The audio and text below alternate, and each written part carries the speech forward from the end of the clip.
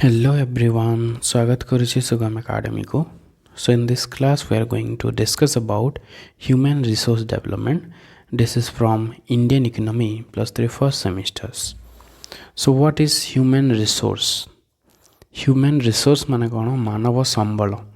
तो मानव को भी गोटे संबल हिसाब रे निया हिची गोटे रिसोर्स हिसाब रे निया हिची. कारण बहुत सारा देश गुड़ा रही जो देश गुड़िक मानव माने संबल अन्य संबल बहुत अच्छी प्राकृतिक संबल बहुत अच्छी किंतु से देश गुड़ा विकसित हो पारु नाही. किंतु जदि आम जापान को देखिबा साउथ कोरिया को देखिबा बहुत छोट छोट कंट्री तांकर हेते नेचुरल रिसोर्स नाही तथापि से देश गुड़िक विकसित कहीं कारण सेमानंकर ह्यूमन रिसोर्स मानव संबल अधिक विकसित जदिओ प्राकृतिक संबल कम अच्छी तथापि से विकसित बिकज ऑफ ह्यूमन रिसोर्स. तो से ह्यूमन रिसोर्स डेवलपमेंट बहुत आवश्यक रही गोटे देशर विकास से पढ़ुचे human resource development. So what is this human resource development? Human resource development refers to the process of improving the skills, knowledge, education and well-being of individual to enhance their productivity, employability and overall contribution to society and the economy. तो human resource development होची हमर human resource को develop करवा जो मानव संबल रही से दक्षता वृद्धि करवा से उत्पादकता वृद्धि करवा किपर वृद्धि हम से जदि कौशल जदि वृद्धि है नॉलेज ज्ञान जदि वृद्धि कले ता सहित शिक्षा जदि शिक्षार स्तर जदि वृद्धि है ताहले से उत्पादकता वृद्धि पाइब तो ताकू कहा हुए ह्यूमन रिसोर्स डेवलपमेंट. तो आम देश में गोटे HRG मिनिस्ट्री गोटे भी रही ह्यूमन रिसोर्स डेवलपमेंट मिनिस्ट्री गोटे मंत्रालय रही मानवीय विकास मानवीय संबल विकास मंत्रालय. तो human resource development is a key component of sustainable development and a major driver of economic growth. तो सस्टेनेबल डेवलपमेंट पाई ह्यूमन रिसोर्स डेवलपमेंट आवश्यकता रही जहाँ इकोनॉमिक ग्रोथ आमर अर्थनैतिक विकास आम देशर विकास में अत्यंत आवश्यक. Without development of human resource a country can not develop. गोटे कंट्री गोटे देश विकसित हो पारिबो नाही जदि तार मानव संबल विकसित नुहे. नेक्स्ट आम देखिथिबा कौन कौन इंडिकेटर्स रही कौ देश मानवीय संबल रे केते उन्नत केमिति आमे ताकू मेजर करिबा. How we can measure the level of human resource development of a country. तो से बहुत सारा इंडिकेटर्स मान रही जहाद्वारा आम मेजर करिथाउ कि गोटे देशर ह्यूमन रिसोर्स केते develop. Human resource development can be assessed using various indicators that reflect the quality and potential of a countries human capital. This indicator falls into 3 broad categories. तो तीनोटी broad category रे आमे indicators जानि परिबा major करि परिबा कि गोटे देशर quality other potentiality केते रही. फास्ट है एजुकेशन इंडिकेटर्स. फास्ट इंडिकेटर्स होचे एजुकेशन इंडिकेटर्स. कौन कौन एजुकेशन रही इंडिकेटर्स माने literacy rate the percentage of population age 7 years and above who can read and write. 7 वर्ष रु अधिक लोक जिते जन गोटे भाषा को पढ़ी लिखि पारुछंती सेमानकु आमे लिटरेट कहिताउ. और टोटाल पॉपुलेशन रु जदि बाहर करिबा that is literacy rate that is number of literate to total populations. तो लिटरेसी रेट रु आमे जानि परिबा गोटे देशर ह्यूमन रिसोर्स केते डेवलप. 2 नंबर होची gross enrolment ratio the number of students enrol in primary secondary and tertiary education regardless of age as a percentage of to the total population. केते student माने एडमिशन नौछंती primary level रे secondary level रे और tertiary माने higher education रे केते admission करूछंती से थ्रू हमें जानि परबा कि लोग स्टूडेंट केते पढुछंती. ओके तो सेठु हमें ग्रॉस एनरोलमेंट रेशियो रु हमें जानि परबा गोटे देशर ह्यूमन रिसोर्स केते develop. Mean year of schooling the average number of years a person age 25 and older has spend in formal educations. तो 25 वर्ष कि अधिक लोक केते दूर पर्यंत पढ़ुं से मैट्रिक पर्यंत पढ़ुछंती +2 पर्यंत ना पीजी ना +3 केते दूर पर्यंत से माने पढ़ुछंती मीन ईयर ऑफ स्कूलिंग माध्यम रे मध्य हमें जानि परिबा लोक माने केते शिक्षित। Skill development percentage of the workforce with formal और टेक्निकल ट्रेनिंग केते लोकंक पाखरे टेक्निकल ट्रेनिंग रही फॉर्मल एजुकेशंस रही स्किल अच्छे को मानक पाखरे से थ्रू आम जापर कि आम देशर ह्यूमन रिसोर्स केते develop. Next is health indicators माने कौन कौन रही हेल्थ इंडिकेटर्स रे फर्स्ट हूँ लाइफ एक्सपेक्टेंसी एट बर्थ आयु परमायु माने हाराहारी आयु प्रत्याशा केते रही माने मिनिमम लोक केते वर्ष बंचुछंती। The average number of years a newborn is expected to live under the current health conditions. तो जो देशर हेल्थ कंडीशन जिते डेवलप से देशर लाइफ एक्सपेक्टेंसी सेते अधिक रहिबो बेसी दिन बंची पारिबे लोक माने। तो हेल्थ इंडिकेटर्स हिसाब रे लाइफ एक्सपेक्टेंसी को निया जाए। 2 नंबर होची इन्फेंट मोर्टालिटी रेट शिशु मृत्यु हार the number of deaths of infant under 1 year of age per 1000 live birds 1000 लोक जो जिते शिशु मृत्युवरण करुछंती तो शिशु मृत्यु हार ताकू कहा जाए। तो शिशु मृत्यु हार द्वारा आम हेल्थ कंडीशन गोटे देशर केमती रही जापर। जदि इन्फेंट मोर्टालिटी रेट बेसी अच्छी ताहले हेल्थ कंडीशन सेते खराब अच्छी जदि इन्फेंट मोर्टालिटी कम अच्छी ताहले हेल्थ सेते उन्नत हेल्थ सर्विस सेते उन्नत। सेपरि maternal mortality rate number of maternal deaths per 1 lakh live birth लाखे केते मातृ मृत्यु हार रोची से भी आम जापर हेल्थ कंडीशन केमिति रही। Nutrition level prevalence of malnutritions जो कुपोषण केते अच्छी केते लोक माने malnourished रोचंती।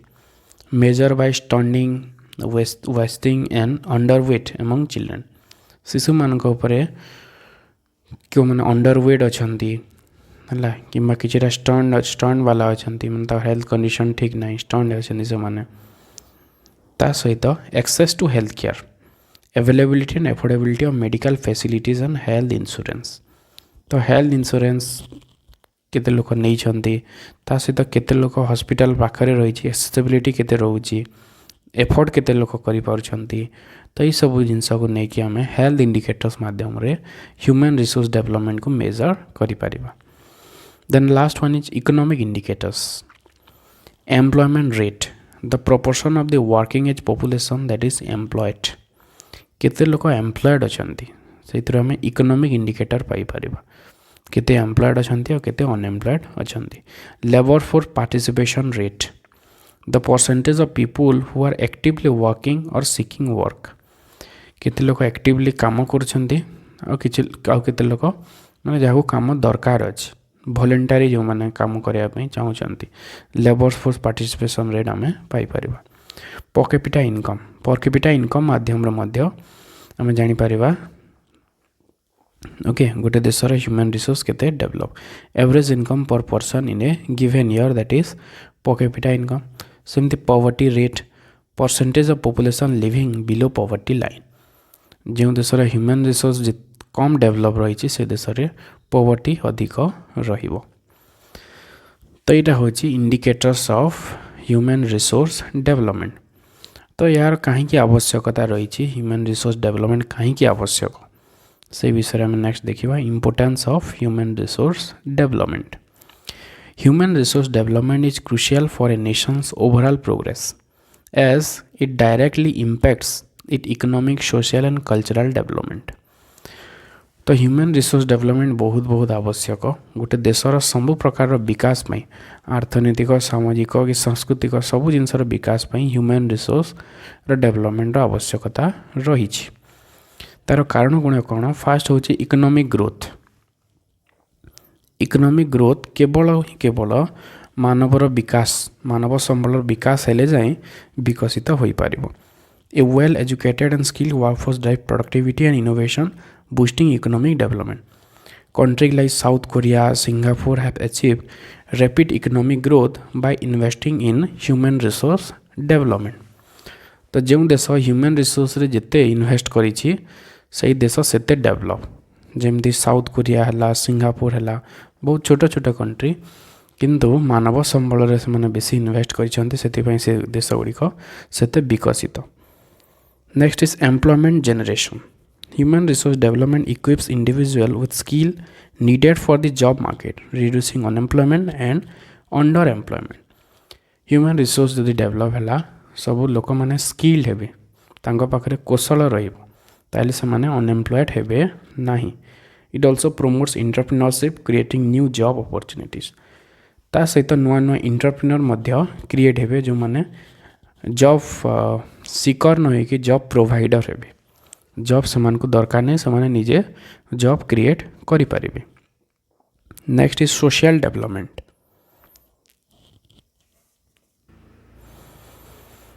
Educated and healthy individual contribute to better social outcomes such as reduce poverty and inequality. तो जने जदि एजुकेटेड अच्छी हेल्दी जदि अच्छी ताले ऑटोमेटिक कौन हम सोसाइटी रो डेवलपमेंट मध्य हम पॉवर्टी कमिबो इनइक्वालिटी कमिबो। Human resource development fosters social inclusion and empowers marginalised group including women and minorities. तो जदि ह्यूमन रिसोर्स डेवलप हुए ता सहित सोशल इनक्लूजन मध्य बढ़िबो। जो हमर मार्जिनलाइज्ड ग्रुप रही जो माने गरीब लोक से माने भी डेवलप हो पारे ता सहित वुमेन और माइनॉरिटीज से मानकर मध्य विकास हो पारो से माने मध्य इंक्लूड हो पारे development. Next is improve quality of life. Standard of living improve हम लोक मानकर। Investment in health and education leads to longer life expectancy, reduce disease burden and improve living standards. Access to quality education and healthcare enhances individual well-being and happiness. तो जदि investment जदि human resource रे investment जदि increase होची ताले health condition लोक मानकर improve हबो, से मानकर जीवन शैली परिवर्तन हबो, जीवन धारण मान वृद्धि हबो, ता सहित लोक मानकर हैप्पीनेस बढ़िबो, वेलबीइंग बढ़िबो, अधिक से माने खुशी रे रहिबे। Technological advancement. Human resource development promotes research, development and enabling technological innovation and global competitiveness. A skilled workforce can adapt to new technology more effectively. तो टेक्नोलॉजिकल एडवांसमेंट हम नुआ नुआ टेक्नोलॉजी लोक मैंने बेसिकली रिसर्च डेवलपमेंट को improve करेंगे से अधिक रिसोर्स यूज हम जहाद्वारा विभिन्न प्रकार टेक्नोलॉजिकल इम्प्रूवमेंट हो पार।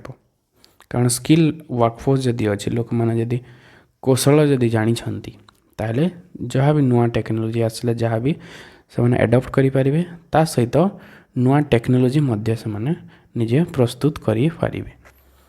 Global competitiveness. Countries with strong human capital base attract more foreign investment and compete better in the global economy. जदि गोटे देशर ह्यूमन कैपिटल जदि डेवलप अच्छी तो से अनुसार फॉरेनर भी अधिक इन्वेस्ट करेंगे आम देश में तो आम देश आउ टिके डेवलप हो पार। India's IT sector for example thrives on the availability of a skill workforce. जमती आम आईटी सेक्टर रे बहुत इन्वेस्टमेंट होची से गोटे जिनस लोक मैंने स्किल अच्छा से विदेशी कंपनी गुड़ा बेसी इन्वेस्ट कर आईटी सेक्टर गुड़िक। Next is demographic dividend. जेहेतु आम देश में गोटे डेमोग्राफिक डिविडेंड रही आम देश वर्किंग एज पॉपुलेशन अधिक रही तो human resource helps harness the demographic dividend by equipping the youth with necessary skill for the workforce. तो ह्यूमन रिसोर्स माध्यम रे ह्यूमन रिसोर्स डेवलपमेंट माध्यम रे सही सब यूथ मान को आम स्किल्ड करि परिबा। Strengthening governance. Education enhances civic awareness leading to inform citizens who actively participate in the demographic processes. लोक मैंने जदि शिक्षित हेबे जदि सचेतन जदि हेबे ताहले ऑटोमेटिक गवर्नमेंट भी मध्य ठीक भाव में चलो। लोक मैंने यदि शिक्षित हेले ठीक लोक भोट देवे एमती मद पीकी कि पैसा नहीं कि भोट देवे नहीं। शिक्षित लोक को जदि भोट देले लोक मैंने जदि सचेतन जदि हेले ऑटोमेटिक जोते सब कर्तृपक्ष माने भी अच्छा से सचेतन होगापी बाध्य हेबे जहाद्वारा आमर सरकार भी ठीक भाव में चलो। तो से ह्यूमन रिसोर्स डेवलपमेंट आवश्यकता रही। नेक्स्ट देखा केमिति आम देश रे ह्यूमन रिसोर्स डेवलपमेंट को इम्प्रूव करि परिबा बा ह्यूमन रिसोर्स डेवलपमेंट को बढ़ाई परिबा कौन कौन स्ट्राटेजी गवर्नमेंट नेब to maximise the benefit of human resource development the government and institution must focus on the following strategies a below strategy मानकर गवर्नमेंट फोकस करिया कथा फास्ट हो एजुकेशन रिफॉर्म एजुकेशन रे रिफॉर्म आसिया कथा से एथर न्यू एजुकेशन पॉलिसी को इंट्रोड्यूस करा जोठी भोकेशनल ट्रेनिंग को बेसी इंपोर्टेंस प्रदान करा improve access to quality education at all levels including vocational training vocational training को बेसी इंपोर्टेंस प्रदान करा जहाँ माने एजुकेशन जदि पाइला जने स्किल्ड हो पारिबो implement policies like the national education policy 2020 in India emphasising holistic and skill based learning तो जो NEP 2020 इंट्रोड्यूस करा ये बेसी फोकस करा स्किल्ड उपरे लोक मैंने केमिति अधिक स्किल्ड हो पारे भोकेशनाली माने ओकुपेशनल से जमी ओकुपेशन पाई पारे से हिसाब रे फोकस कराई तो एजुकेशन रिफॉर्म आवश्यक होती human resource development pi next is health investment strengthen health care infrastructure especially in rural areas जेहेतु आम देश में रूरल एरियाज बेसी रही तो ग्रामांचल हेल्थ केयर इंफ्रास्ट्रक्चर को बढ़ेवा विभिन्न प्रकार हेल्थ फैसिलिटीज सब डेवलप करवा promote universal health coverage and address mall nutrition and preventable diseases mall nutrition कुपोषण को केमती कम करिपरिबा ता सहित विभिन्न प्रकार जो डिजीज माने रही ताकू केमती नियंत्रण करिपरिबा सेही उपरे मध्य इन्वेस्टमेंट हेबा आवश्यक स्किल डेवलपमेंट प्रोग्राम्स बहुत सारा एबे स्किल डेवलपमेंट प्रोग्राम माने होची जहाँ लोक मानकू अधिक दक्ष बनाउची expand initiatives like skill India missions government गोटे इनिशिएटिव नहीं skill India mission focusing on industry specific and digital skills encourage private sector involvement in training programs youth मानक से ट्रेनिंग दिया होची केमती से माने इंडस्ट्री रे काम करि परिबे ता सहित बहुत प्रकार डिजिटल स्किल्स माने दिया होची मोबाइल साजिबार धरिकी लैपटॉप कंप्यूटर ओके इन्वर्टर है ये सब साजिबा ट्रेनिंग दिया जाउची ता सहित ट्रेनिंग प्रोग्राम रे प्राइवेट सेक्टर मानक मध्य इन्वॉल्व करा जाउची वुमेन्स एम्पावरमेंट जेहेतु आमर वर्कफोर्स 50% वुमेन रही तो सेमानकु केमती इंट्रोड्यूस कराहबो इनक्लूड कराहबो सेतिपाई मध्य विभिन्न प्रकार स्टेप निया होची promote gender equality in education and employment through affirmative action and awareness campaign केमती वुमेन पार्टिसिपेशन बढ़िबो सेतिपाई भी विभिन्न प्रकार स्टेप्स नवा आवश्यक provide support system like child care and maternity benefits to encourage female workforce participation जोठी काम अच्छी इंडस्ट्रीज मानक चाइल्ड केयर सुविधा रहा कथा ता सहित मैटरनिटी बेनिफिट्स सुविधा रहा कथा जद्वारा फीमेल माने पार्टिसिपेट करेंगे next is digital transformations use technology to expand access to education and health care technology को यूज करके केमती आम अधिक लोक ट्रेन करिपरिबा एजुकेशन केमती इम्प्रूव करिपरिबा सेतिपाई डिजिटल ट्रांसफॉर्मेशन आवश्यक आवश्यक विभिन्न प्रकार ऑनलाइन लर्निंग प्लेटफॉर्म माध्यम रे जमती टेलीमेडिसिन डिजिटल लिटरेसी ए माध्यम रे लोक मानकू अधिक सचेतन करवा एबे चली सेमती ऑनलाइन टेलीमेडिसिन चलुचे ऑनलाइन आम ऑर्डर करि पारुछे मेडिसिन तो लोक मानकू डिजिटली लिटरेट मध्य कराहब केमती क्रेडिट फैसिलिटीज अवेलेबल करि पारिबे लोन केमती पाई पारिबे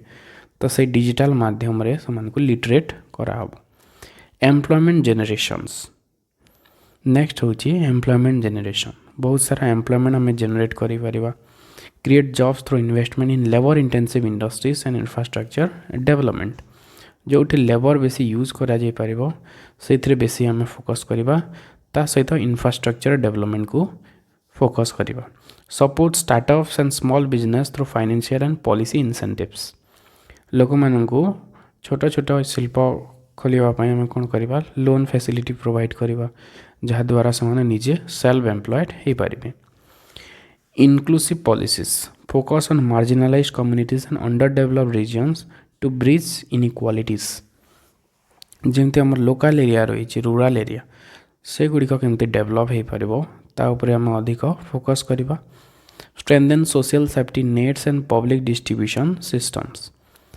तो विभिन्न पॉलिसी माध्यम रे केमती आम जोटा अविकसित एरिया माने रोच जोटा कम विकास होची जो जगह से गुड़ी को केमती आम डेभलप करिपरिबा सेमानकु केमती इनक्लूड करिपरिबा से हिसाब रे विभिन्न प्रकार पब्लिक डिस्ट्रीब्यूशन सिस्टम माध्यम रे सेमानकु विभिन्न प्रकार सुविधा प्रदान करा जिवो ताहेले कोन हबो आमर human resource can be developed okay so these are the strategies which government can follow to improve our human resource. So I hope this class might be helpful for you. If the class is helpful, then please like, share and subscribe. Have a good day. Thank you.